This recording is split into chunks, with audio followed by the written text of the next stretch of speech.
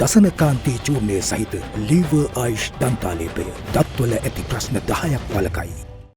The National Council that was established to formulate policies to achieve stabilization held its second meeting at the Parliamentary Complex yesterday.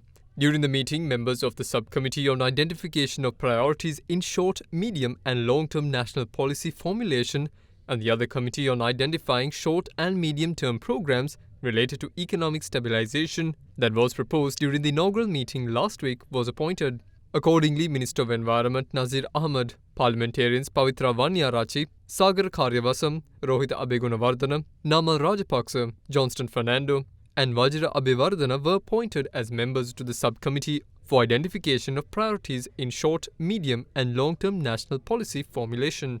Asanka Navaratnam, Mano Ganesan, Ali Sabri Rahim, Palani Thigambaram, Rauf Hakim, and ALM Ataullah was also appointed to the said subcommittee. Meanwhile, Ministers Tiranalas and Nazir Ahmed, State Ministers Sisira Jayakodi, Parliamentarians Sivanesathurai Chandrakanthan, Vajra Abhivardhana, Asanka Navaratna, Rishad Badiuddin, Palani Thigambaram, Patali Champika Ranavaka, M. Rameswaran, Mano Ganesan, and ALM Ataullah were appointed as members to the subcommittee for identifying short and medium-term programs related to economic stabilization. In the meantime, this morning, the National Council Subcommittee on Identifying Short and Medium-Term Programs related to economic stabilization met in Parliament. Independent parliamentarian Patli Champika Ranavaka was appointed as the chairman of the National Council Subcommittee.